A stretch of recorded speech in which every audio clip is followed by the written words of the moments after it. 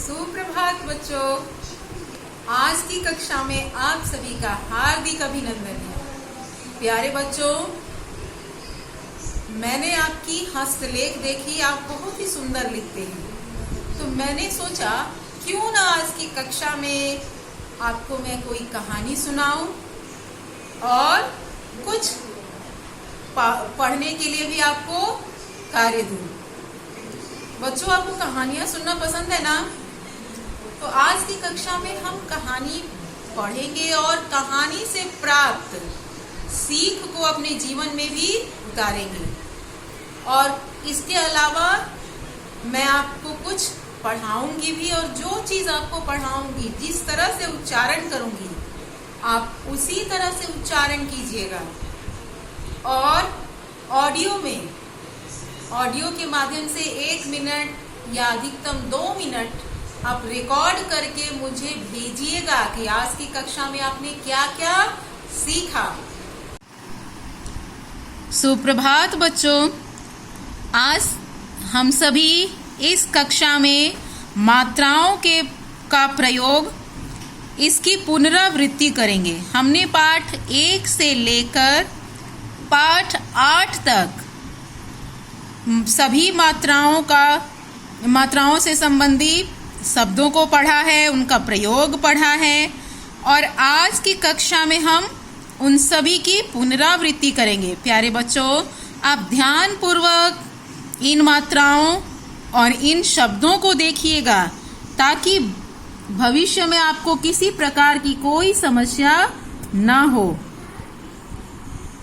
अ उच्चारण अ, और अ से जो बनने वाले शब्द है, जिनके साथ अ की ध्वनि सुनाई देती है, नटखट।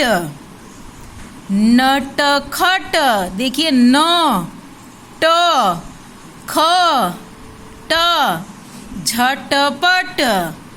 सड़क, अमन, इधर, रथ, घर, चल, कमल।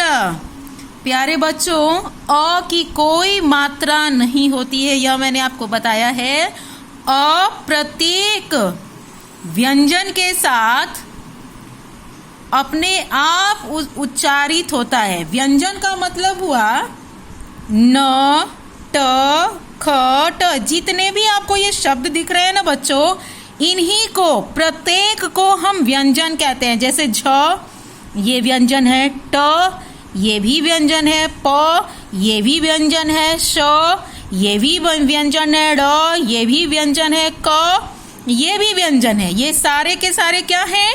व्यंजन। और अ क्या है? स्वर। तो जो अस्वर है, प्रत्येक व्यंजन के साथ स्वतः उच्चारित होता है, इसकी कोई मात्रा नहीं है। अब आपके सामने मैं और कुछ शब्द पढ़ रही हूँ। रथ, र, थ, रथ। घ, र, घर। च, ल, चल। क, म, ल, कमल। ये तो आपने यूकेजी में पढ़ा है बच्चों, लेकिन कक्षा 1 में भी आपको जानना है कि अ ध्वनि का उच्चारण कैसे अपने आप होता है। अब आगे देखिए। आ, इसको क्या पढ़ेंगे हम? आ। और आ की मात्रा होती है, ठीक है, ये देखिए, आ की मात्रा। कमला, क, म, ल में आ की मात्रा कमला। ग, म, ला, गमला। ब, ज में आ की मात्रा जा, न में आ की मात्रा ना, बजाना। अ, न में आ की मात्रा ना, ज, अनाज। स, अब आगे आप बताइए, म में किसकी मात्रा है? आ की मात्रा, समाज। प, ढ़ में आ की मात्रा, पढ़ाई। क, ड़ में आ की मात्रा कढ़ा ई कढ़ाई। न में आ की मात्रा ना टक। फ में आ की मात्रा फाटक। र में आ की मात्रा रा ना लहराना। र में आ की मात्रा फहराना। तो बच्चों एक बार हम इसको दोहरा लें। कमला गमला बजाना अनाज समाज पढ़ाई कढ़ाई नाटक फाटक लहराना फहराना। अच्छा बच्चों, अभी कौन सी ऋतु चल रही है या कौन सा मौसम चल रहा है आपको तो मालूम है ना? गर्मी। बिल्कुल सही, गर्मी का मौसम है यह। इस मौसम में आप कौन सा फल अभी ज्यादा खा रहे हैं? आम, मीठे मीठे आम। तो आम में भी अ है कि आ है? आ है, और उच्चारण क्या है? आम। अब हम आगे देखेंगे बच्चों।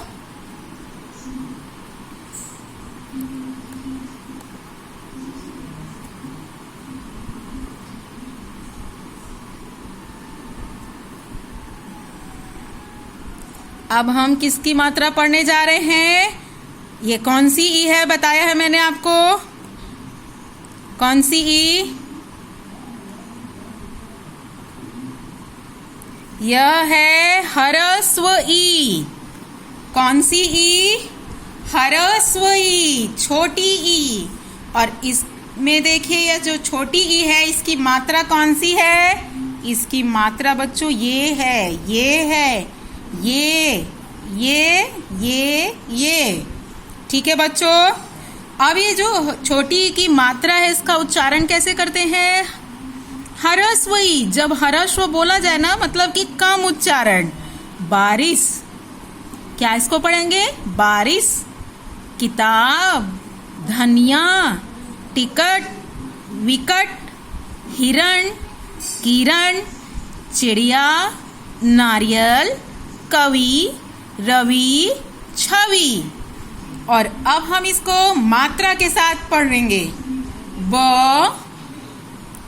ब में आ की मात्रा बा। र में ह्रस्व ई की मात्रा री।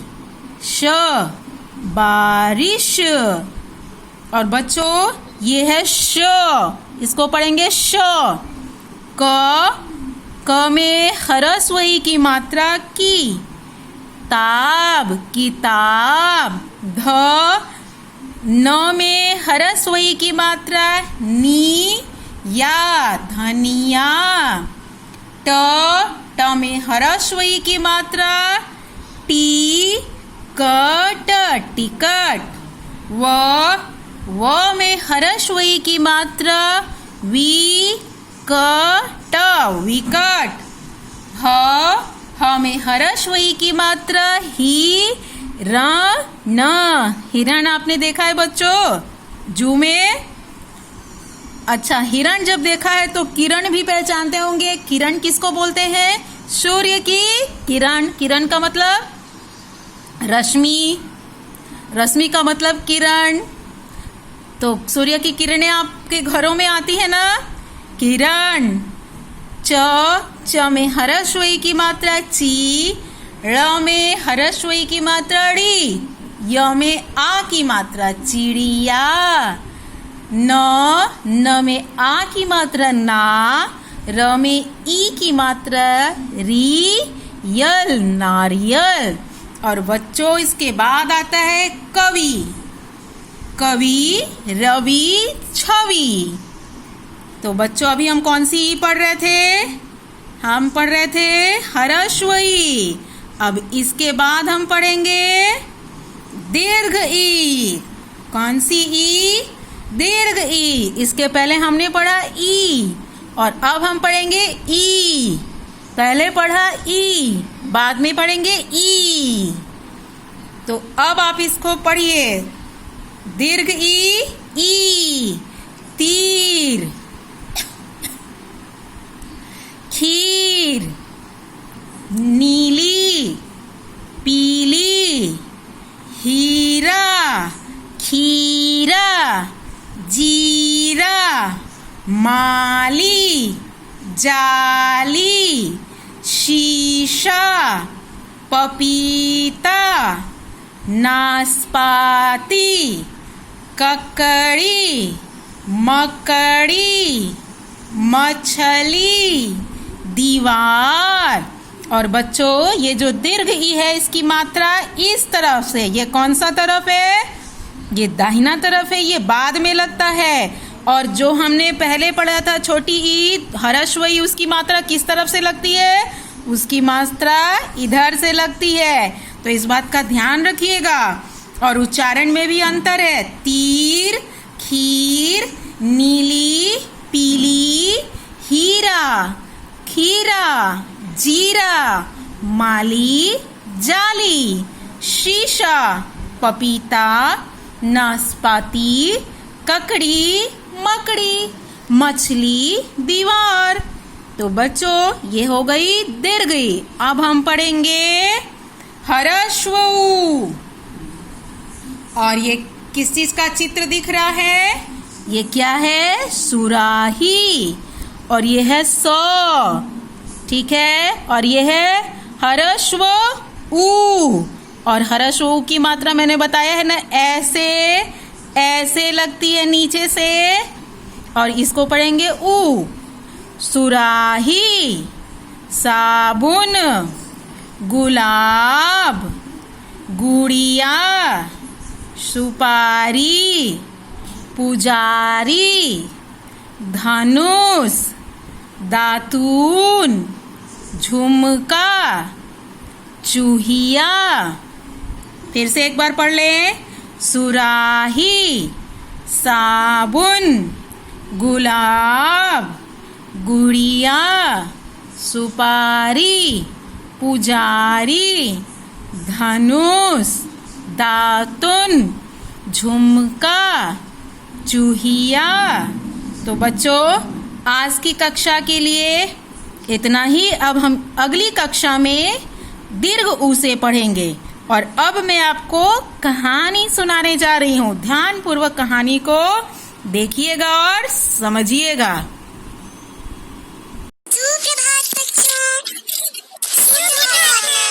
बच्चों, आप सभी अपने अपने स्थान पर बैठ जाएं। आप सभी बारी बारी से अपना परिचय दें। मेरा नाम आशीष है। मेरी माताजी का नाम वंदना राय एवं पिताजी का नाम मदन राय है। मैं प्रतिदिन उनके पैर छूकर विद्यालय हूँ। मेरा नाम प्रांजलि है। मैं 7 वर्ष की हूँ। मैं doctor D Ram DAV public school Cola road की छात्रा हूँ। मुझे पढ़ना लिखना बहुत पसंद है। मेरा नाम प्राची है। मैं प्रातः काल उठकर योगासन करती हूँ। उसके बाद ईश्वर की पूजा करने के उपरांत सभी बड़ों का पैर छूती हूँ। मुझे दूध पीना और हरी सब्जियाँ खाना बहुत पसंद है। बहुत अच्छा बच्चों, आप सभी ने बहुत अच्छे ढंग से अपना अपना परिचय दिया। हम सभी को इसी प्रकार अपना परिचय देना चाहिए। प्यारे बच्चों, आज मैं आप सभी को एक कहानी सुनाने जा रही हूँ। एक बार की बात है कि रामू और श्यामू नाम के 2 भाई थे। वे दोनों पढ़ने में बहुत मन लगाते थे। हमेशा कक्षा में प्रथम आते थे। सभी बड़ों का कहना मानते थे। एक दिन उनके पिताजी घर में एक नया स्मार्टफोन लेकर आए। बच्चे स्मार्टफोन को देखकर बहुत खुश हुए। बच्चे पढ़ाई करने के बाद स्मार्टफोन पर जाते थे। अरे वाह, पिताजी नया फोन लाए, पर मैं तो पढ़ाई करूंगा। हाँ, देखो कितना सुंदर स्मार्टफोन है। जब मैं पढ़ाई कर लूंगा, इस पर खूब सारा गेम भी खेलूंगा। फिर क्या हुआ बच्चों, पता है? रामू और श्यामू को धीरे धीरे गेम खेलने की बुरी आदत लग गई। अब उनका पढ़ाई से मन हटने लगा। कक्षा में बच्चे थके थके और उदास रहने लगे। अच्छा मैडम जी, तब तो मोबाइल पर गेम खेलना अच्छी बात नहीं है।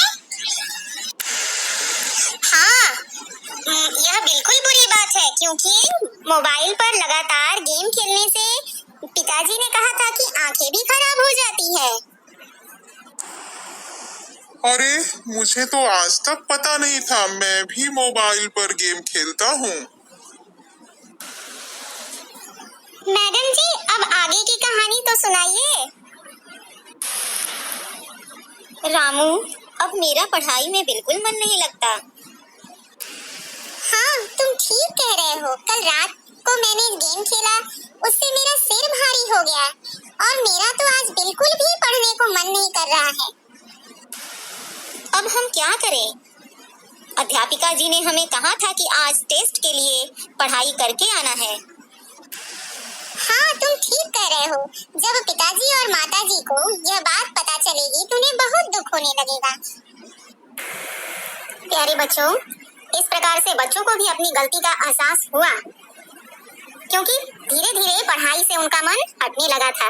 जब पिताजी को इस बात का एहसास हुआ कि बच्चे स्मार्टफोन पर बहुत ज्यादा समय बिताते हैं, इसी कारण से उनके अंक कम आ रहे हैं, तब पिताजी ने उन्हें समझाया कि बच्चों, मोबाइल ज्यादा देखने के कारण आपकी आंखें खराब हो जाएंगी और मस्तिष्क पर भी उसका बुरा प्रभाव पड़ेगा।